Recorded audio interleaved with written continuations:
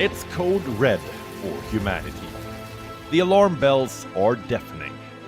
Wildfires, floods, and hurricanes. Extreme climate events warn of impending doom. Is the world heading towards a climate catastrophe? Watch WION's Climate Tracker weekdays at 12 p.m. GMT, 5:30 p.m. IST.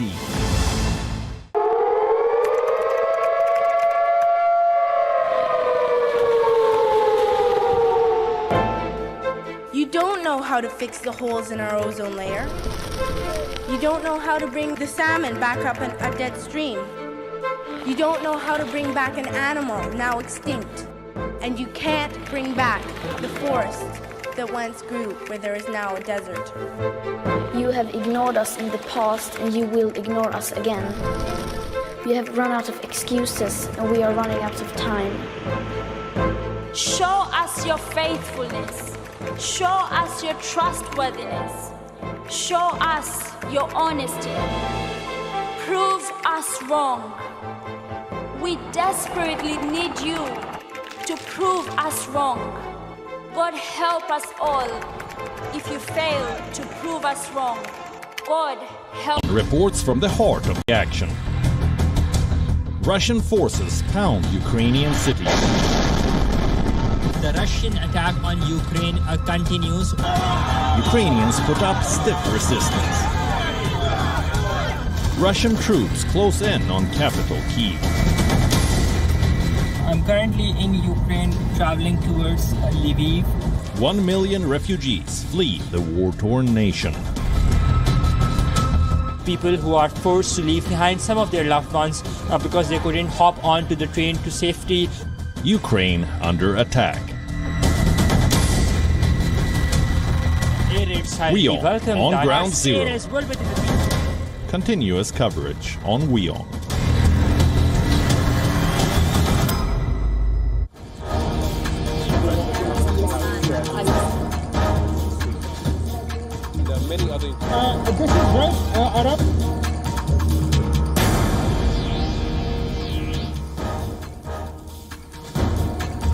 Hello and welcome to WION Live Broadcast from London. I'm Ollie Barrett and these are the headlines.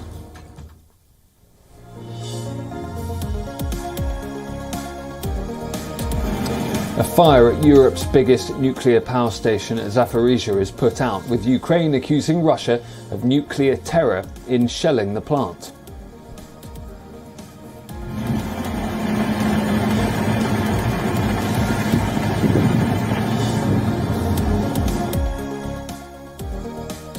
Well, this was a completely reckless act. We've heard now that the fire has been extinguished, but it is extremely concerning.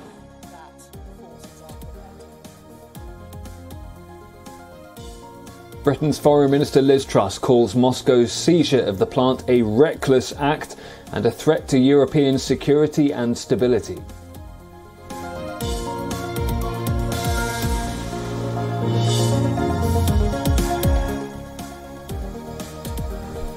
The Director General of the International Atomic Energy Agency offers to travel to Chernobyl to negotiate with Ukraine and Russia in order to try and ensure the security of Ukraine's nuclear sites.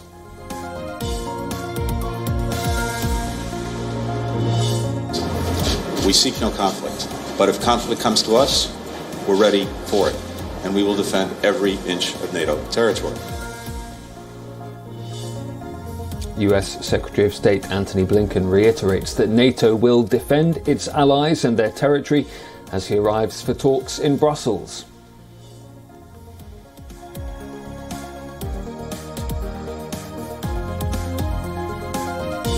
European stock markets plunged more than 3% in morning trade after Russia took control of Europe's biggest nuclear power plant.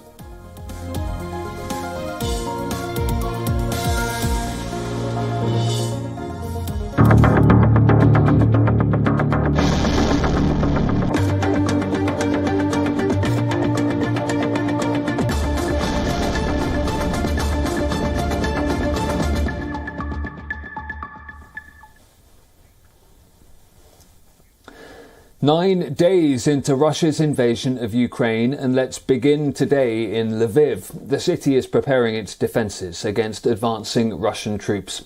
Some civilians have been working to expand an underground shelter to fit as many as 100 people. Others are training up to fight against the Russians. Another team is constructing barriers and tyre shredders which will be used at new checkpoints across the country. And dozens are simply seeking shelter in the city for their family and children. A theatre in Lviv has been turned into a refugee centre for people fleeing the Russian invasion to what has so far been the relative safety of western Ukraine. Dozens have moved into the 200-year-old building. Well, our correspondent Anas Malik is in Lviv with the latest. And Anas, just on the topic of that theatre cum refugee centre, tell us exactly how things like that are being laid on in the city.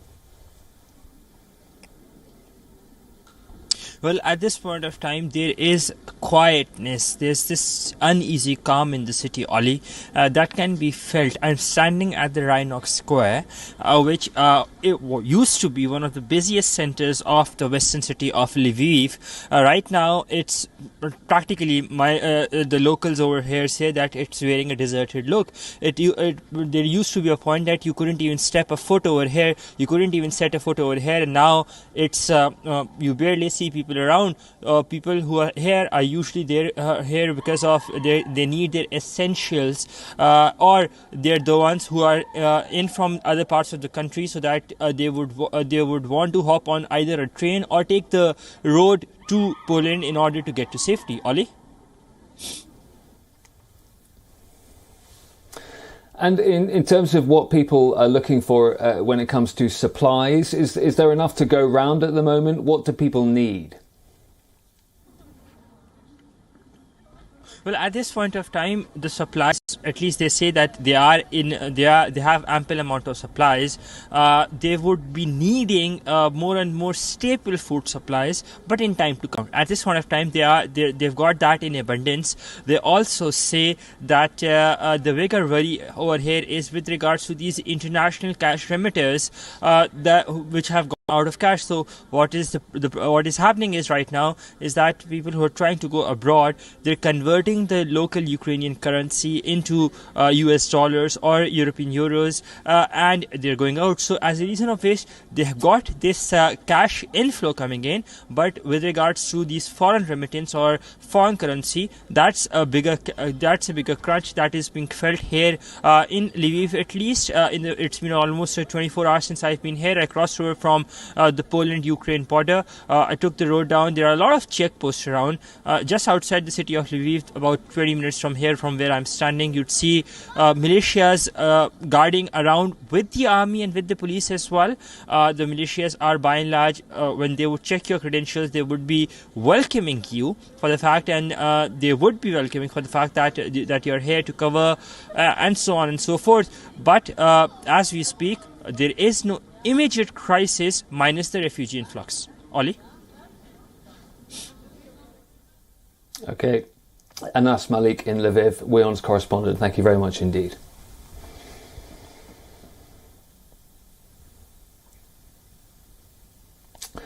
And according to the United Nations' latest figures, at least 1 million people have already fled Ukraine to escape the violence. The European Union has agreed to grant temporary protection and residency permits to Ukrainians entering the 27 EU member states. This would let Ukrainians stay and work in the bloc for the next 2 years.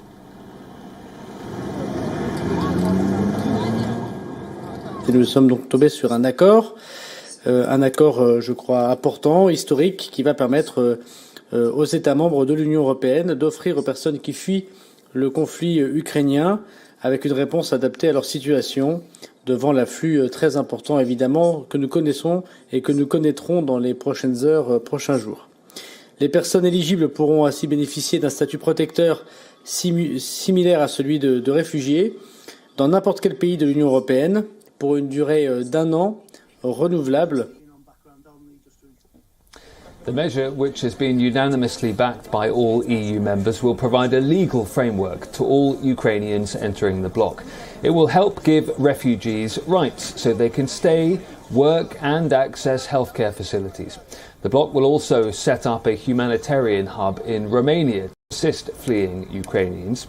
The EU countries seeing a surge in the number of refugees are Hungary, Poland, Slovakia and Romania.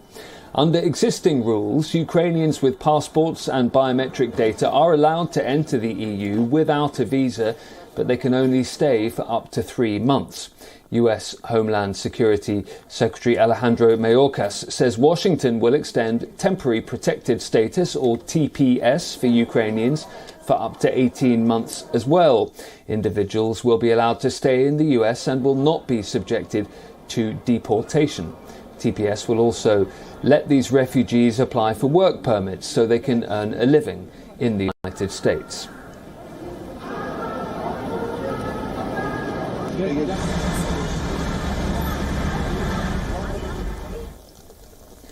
The UK is considering new legislation to make it easier to sanction Russian oligarchs. The British government has struggled to find evidence to justify targeting individuals with links to Putin in some cases. In its most recent moves, the UK has sanctioned 2 more Russians, industrialist Alisher Usmanov and former Deputy Prime Minister Igor Shuvalov. Usmanov is a metal and telecom billionaire known in Britain for his investment in Premier League football clubs Arsenal and now Everton. Shuvalov is a former aide to Putin who now chairs the Russian bank VEB. That bank is itself under Western sanctions. Usmanov and Shuvalov have had their British assets frozen. They also face travel bans. British citizens and businesses are barred from dealing with them. British Prime Minister Boris Johnson says the UK will continue to exert every power to inflict maximum economic pain on Vladimir Putin and his war machine. There have been growing calls for Russian billionaire Roman Abramovich and others to be included in the sanctions. Abramovich is the owner of Chelsea Football Club, which he is now trying to sell. He's always denied having close ties to Vladimir Putin. But the British government says it must have a solid legal case to sanction individuals, or it could be challenged in court, and the government could be sued for large sums and face having to unwind those sanctions. Because of the high bar still required to impose sanctions, the UK is now reportedly seeking to amend legislation. Meanwhile, Foreign Secretary Liz Truss is meeting NATO, G7 and EU foreign ministers for talks today. I'm very clear that legal threats will have no impact on our ability to sanction oligarchs, and we will continue to work through our list. We will continue to sanction oligarchs, and there is nowhere for any of Putin's cronies to hide. We are absolutely determined to sanction Russian oligarchs. We've already sanctioned over 100 individuals and organisations. We've got a further list we are working through. We have put in place the toughest package of sanctions in British history on Russia, including bank freezes, including freezes on the central bank, including export controls, and we will do more. Escaping bombs and gunfire, Ukraine's athletes have made it safely to Beijing for the Winter Paralympics, with the Ukrainian Paralympic Committee President Valery Suskevich describing the journey as a miracle. I can say that this is a miracle. It is really incredible that we managed to make it here to the Paralympic Games, because every single day we were faced with the choice and the question whether we will be able to bring the team together. Will we be able to bring everybody on this plane that will take off from Europe and bring us to Beijing? And this question remained open until the very end. I can be honest with you. The government of Ukraine is working in an emergency situation, and until now we didn't even manage to pay for the airfare for our team. And literally, while underway, we managed to find a solution to this problem. The Paralympic Committee President had to sleep on the floor of a bus for 2 days, and the team spent almost 4 days and 4 nights travelling to reach Beijing for the Games. Meanwhile, the International Paralympic Committee has banned Russian and Belarusian athletes from competing at the upcoming Winter Games, following threats of boycotts from other teams over Russia's invasion. A 71-member Russian contingent and 12-member team from Belarus are already in Beijing for the Games that they now won't be able to take part in. The committee said the athletes were victims of the actions of their governments. And in order to preserve the integrity of these games and the safety of all participants, we have decided to refuse the athlete entries from RPC and NPC Belarus. To the para-athletes from the impacted countries, we are very sorry that you are affected by the decisions that your government took last week in breaching the Olympic truce. You are victims of your government's actions. The capital, Kyiv, has withstood the Russian assault so far, surviving massive blasts, airstrikes, fire and general devastation. Hundreds of residents, including children, are sheltering in subway stations, basements and underground bunkers.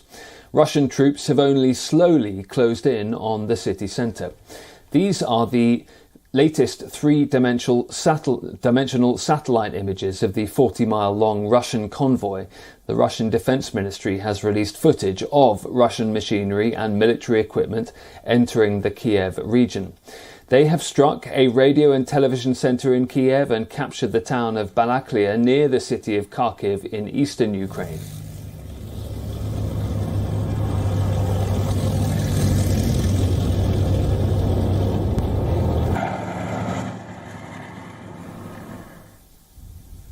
And so we haven't seen that major assault on the capital yet, but we have seen it being shelled, and Russians have unleashed huge firepower to try and break resistance there. Turkish aid workers have been trying to leave the area near Kyiv, which has been coming under heavy bombardment. Turkish Humanitarian Relief Foundation aid workers were distributing bread to civilians in the area, which has been targeted by airstrikes. The small town of Borodyanka, northwest of Ukraine's capital, was hit by a Russian attack. The number of people who died there is still unknown.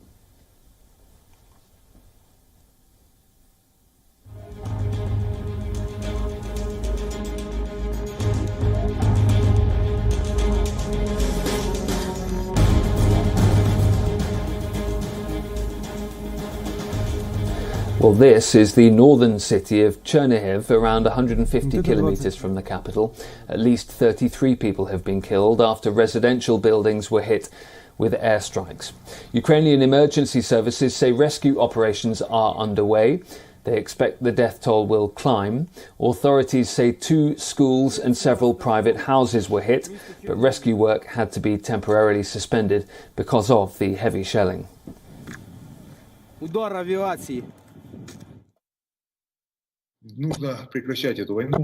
The war must be stopped, but depends on one man only. Pressure of the Russian citizens on their president will play a big role too. Because of the ambitions of one man, we will and are paying a high price. Thousands, already tens of thousands, have been killed in this war against Ukraine, and this figure will only grow. We do not plan to surrender. We have nowhere to retreat. We are at home and we will defend our houses, our families, our country and our future. Dozens of Kyiv residents are volunteering for construction work. They're building massive hedgehogs to resist Russian tanks at the city centre. This is a large property company in Kyiv. Instead of homes and offices, the Khan real estate developer is now making giant metal anti-tank barricades known as hedgehogs and smaller spiked barriers aimed at stopping wheeled vehicles. Yet another example of how Ukrainian civilians are supporting regular troops as they try to repel Russia's advance. Dmytro Bilozakovets is an advisor to Kyiv Mayor Vitaly Klitschko. We're now in the center of one of the biggest development companies in the city, and because of the wartime, they changed their activity, and they help our city to make the anti-tank hedgehogs. after Russia invaded Ukraine on February 24th in what Moscow calls a special operation. Zaporizhzhia, a foreman, picked up the phone and started calling the company's construction workers who remained in the capital. He said almost everyone volunteered to stay and contribute. Let's start with the fact that on the first day, once Russia treacherously attacked Ukraine, when they started crossing our borders, when the nearby cities went up in flames, blood in all of us, Ukrainians, began to boil. We understood that we as builders did not know how to fight, but we could be useful. Workers salvaged reinforced bars and girders from construction sites to produce spiked and movable defences against wheeled vehicles like tanks. So far, the makeshift factory, which started operating last week, has produced 110 large hedgehogs, according to the company's deputy director. He added that the company runs other similar sites in the city.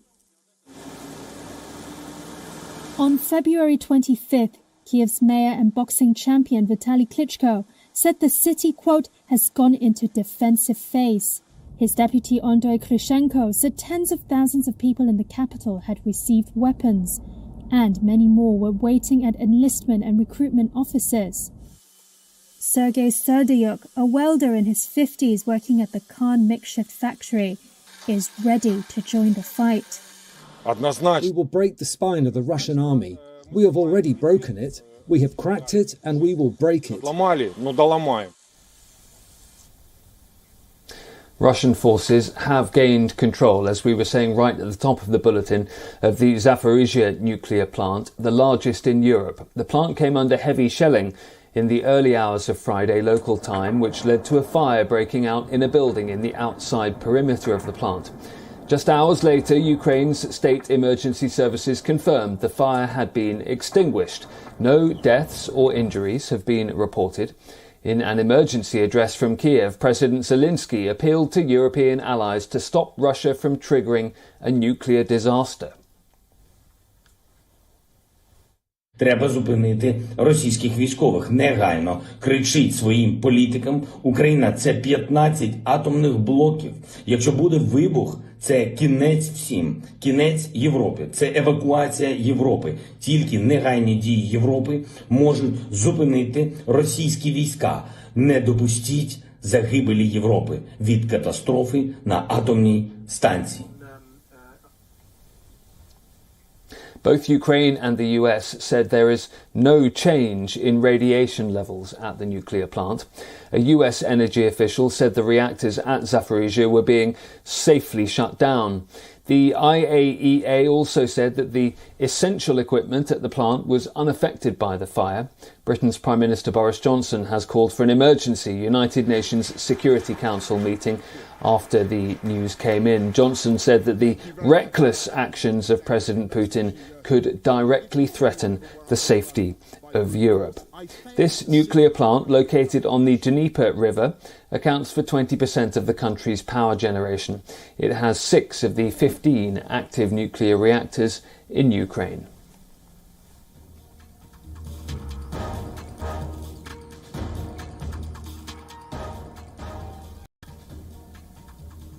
The International Criminal Court has sent its investigation team to Ukraine. They will be collecting evidence of possible war crimes. Video of Ukrainian emergency services trying to rescue civilians from a burning building following a Russian airstrike in the city of Chernihiv are the latest images of horror and suffering brought on by Russia's invasion. And now Reuters has learned that investigators from the International Criminal Court in The Hague are en route to the region looking into possible war crimes. ICC prosecutor Karim Khan told Reuters his office would be examining possible war crimes, crimes against humanity, and genocide. I think the world is watching, and the world expects better. Humanity expects better than we're getting around the world, and Ukraine is no exception. Neither Russia nor Ukraine are members of the ICC, and Moscow does not recognize the court. But Ukraine signed a declaration in 2014 giving the court jurisdiction over alleged grave crimes committed on its territory, regardless of the nationality of the perpetrators. Kharkiv, the 3rd of March, the 7 days of Russian war and Russian war crimes. Video shot Thursday by a resident of Kyiv showed the effect of Russian bombs on residential neighborhoods. But Russian President Vladimir Putin on Thursday said his soldiers were trying to avoid civilian casualties and said what he calls the special operation in Ukraine was going, quote, according to plan. Russia has been accused of using what are called cluster munitions and of targeting civilian neighborhoods. Speaking to Reuters, Khan did not address specific allegations, but said this. One thing is very clear.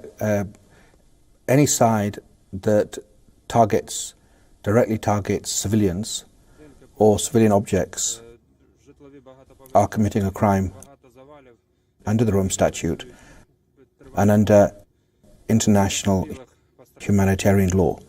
That much is clear. If war crimes are found to have been committed in Ukraine, Khan said his office would follow the evidence up the chain of command to the highest levels of political and military office. Well, that's all for today. Thanks very much for watching. I'm Ollie Barrett. I will see you next week. But in the meantime, we'll leave you with the story of the man who travelled all the way from Germany to play the piano for refugees arriving at the Polish border.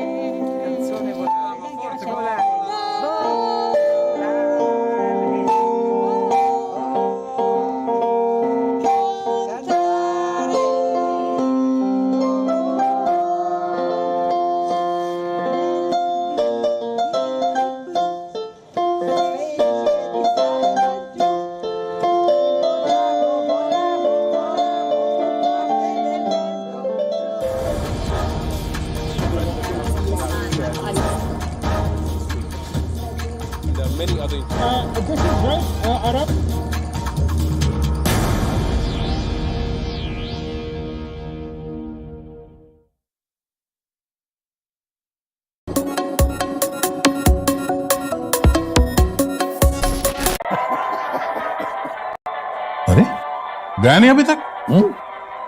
गाड़ी की service कब से due है यार? ये थोड़ी जाएंगे कहीं, ये तो गाड़ी की सर्विस करवाने के लिए कहीं जाने की जरूरत नहीं है। Cheers!